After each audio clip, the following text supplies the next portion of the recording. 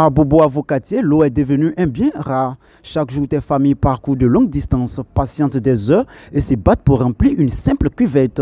Cette pénurie bouleverse le quotidien, fragilise les foyers et suscite une colère grandissante. Nous sommes allés à la rencontre des habitants pour recueillir leurs témoignages, leurs cris de détresse et leurs appels présents au gouvernement. Ça fait 5 mois, on n'a pas d'eau, on veille, matin jusqu'au soir, on est dehors de chercher de l'eau, on ne gagne même pas une goutte d'eau, on s'en fait 1 euro à 100 francs, nous sommes fatigués, on a marché ce matin, c'est nous qui avons marché jusqu'à la mairie. Il y avait le représentant du maire, de Madame Kandia Kamara qui était là, il y avait monsieur le commissaire, monsieur Bamba qui était là, il y avait le directeur de la SODECI qui était là, voilà. On est parti, nous ont dit que demain il y aura l'eau dans nos robinets et on espère que l'eau sera là demain. Si l'eau n'est pas venue, demain on casse tout. Demain on s'arrête chez Kandia Kamara comme ça, si l'eau n'est pas venue.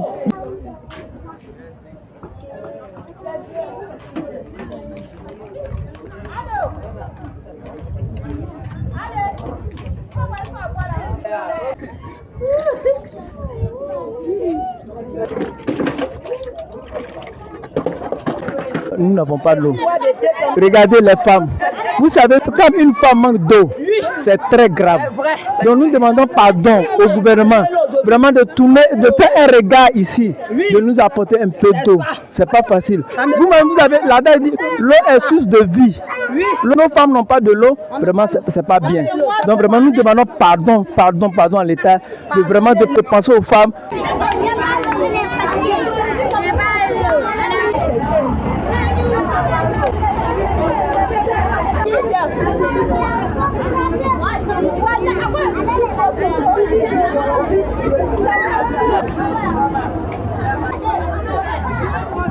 Mais il y a un véritable problème d'eau. Avant les fêtes de Noël, le problème a commencé. Jusqu'aujourd'hui, les femmes n'ont pas d'eau. Imaginez que les femmes sont en carême. Avec ça, pas l'eau, elles font comment faire les carèmes. Vraiment, elles sont obligées de veiller. Elles ne dorment pas. 2 heures du matin se réveillent. Vraiment, il faut que le gouvernement fasse un geste pour le quartier, ok, pour Abobo en général.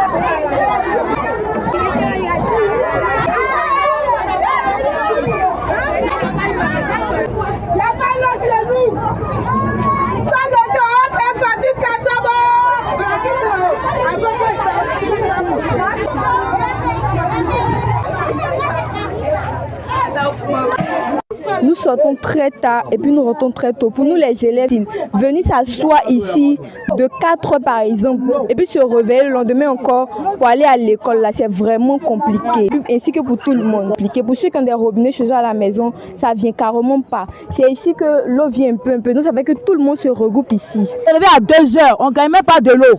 Ah, vous aussi, ayez pitié de nous, même si on a Bobo, ayez pitié de nous, nous sommes des humains. Un peu là, nous aussi on paye. C'est pas facile du tout. C'est pas facile, on a carême. Tu as vu, non? On est carême, on passe, on est fatigué. On souffre ici. Depuis quelques mois, il n'y a pas l'eau. À la seule fois, on va pitié de nous, on souffre. Décembre est fini, jusqu'à l'air là. On ne doit pas. On a couper les tuyaux là. L'eau même ça sort pas. Il n'y a pas l'eau jusqu'à l'air pour préparer ça. On ne sait même pas comment on va faire. Toujours on vient demander à nos voisins, donne-moi un peu. On donne l'eau un peu. Fatih va venir, ils vont faire comme un poupée. C'est quand ils ont cité même qui est venu aujourd'hui. Puis sincèrement on est content parce qu'il n'y a pas l'eau.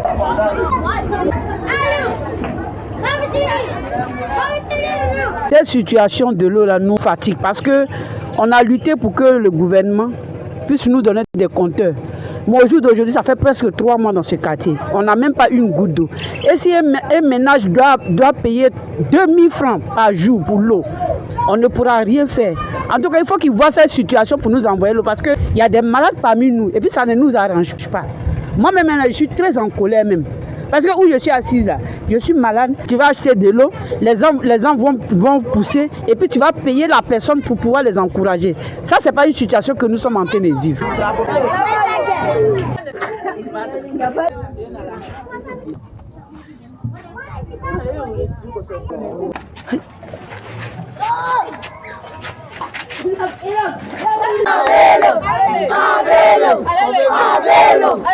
Comme vous venez de le voir, à Bobo-Avocatier, la soif est devenue une épreuve quotidienne.